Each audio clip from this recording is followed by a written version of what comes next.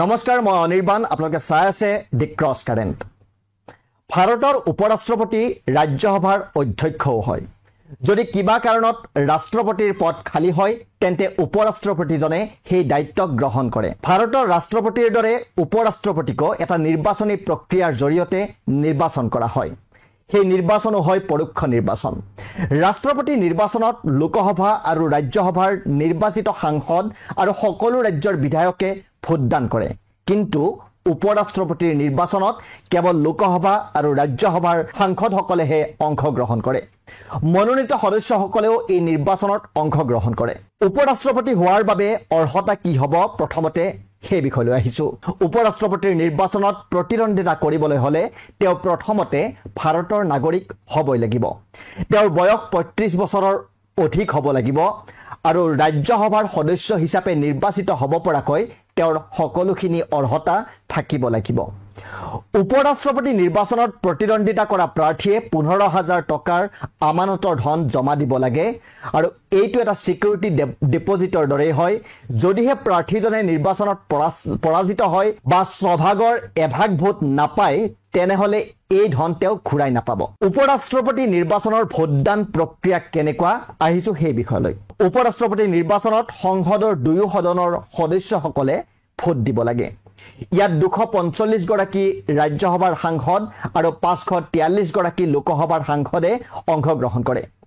ৰাজ্যসভাৰ সদস্যসকলৰ ভিতৰত 12 গৰাকী মনোনীত সদস্যকো অন্তৰ্ভুক্ত কৰা হৈছে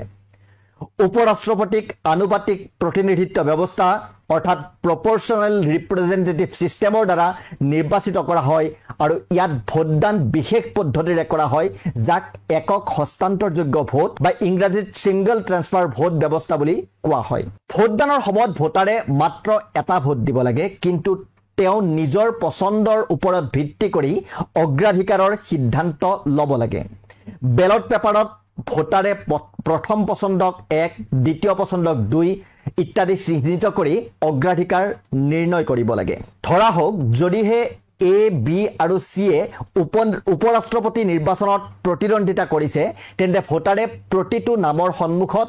নিজৰ প্ৰথম পছন্দৰ কথা ক'ব লাগিব অৰ্থাৎ ভোটাৰে যদি এক প্ৰথম পছন্দ বুলি ধৰে তেনেহলে এৰ আগত 1 বিগ দ্বিতীয় পছন্দৰ বুলি ধৰিলে বিৰ আগত 2 বা চিৰ সন্মুখত 3 এইদৰে লিখিব লাগিব এটা প্ৰশ্ন হল ভোট গণনা কেনেকৈ কৰা হয় উপৰাষ্ট্ৰপতি নিৰ্বাচনৰ বাবে কোটা নিৰ্ধাৰণ কৰা হয়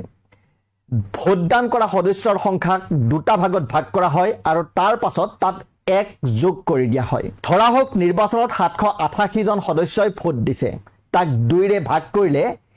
393.50 পোৱা যাব ইয়াত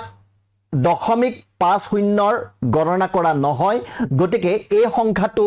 393 বুলি ধৰা হ'ব আৰু ইয়াত 1 যোগ কৰিলে হে হ'ব 394 আৰু নিৰ্বাচনত জয় হ'বলৈ 394টা ভোট পোৱাটো প্ৰয়োজনীয় অৰ্থাৎ 394টোক কোটা হিচাপে ধৰা হয় ভোটদান শেষ হোৱাৰ পাছত প্ৰথম ৰাউণ্ডৰ গণনা আৰম্ভ হয় আৰু ইয়াত প্ৰথমতে চোৱা হয় কিমান গৰাকী প্ৰাৰ্থীয়ে প্ৰথম অগ্ৰাধিকাৰৰ ভোট লাভ কৰিছে যদি প্ৰথম গণনাতে কোনো এগৰাকী প্ৰাৰ্থীয়ে প্ৰয়োজনীয় কোটাৰ সমান অৰ্থাৎ 394টা বা তাতকৈ অধিক ভোট পায় তেনেহলে তেওঁক বিজয় প্ৰাৰ্থী হিচাপে ঘোষণা কৰা হয় যদি এনে নহয় তেন্তে পুনৰ গণনা কৰা হয় আৰু এইবাৰ সৰ্বনিম্ন ভোট লাভ কৰা প্ৰাৰ্থীক বাদ দিয়া হয় আৰু লগতে চোৱা হয় প্ৰাৰ্থীজনক প্ৰথম অগ্ৰাধিকাৰ দিয়া ভোটাৰে দ্বিতীয় অগ্ৰাধিকাৰ কাক দিছে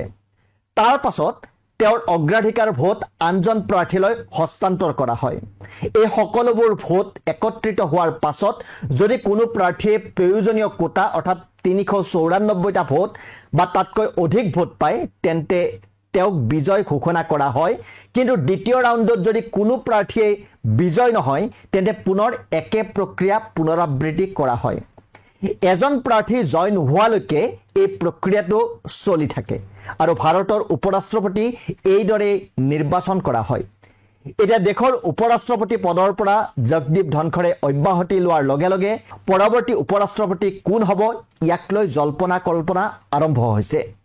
আৰু হয়তো কিছুদিনৰ পাছত উপৰাষ্ট্ৰপতিৰ নিৰ্বাচন হ'ব আৰু এই প্ৰক্ৰিয়াৰে দেশৰ দ্বিতীয় সৰ্বোচ্চ সাংবিধানিক পদটো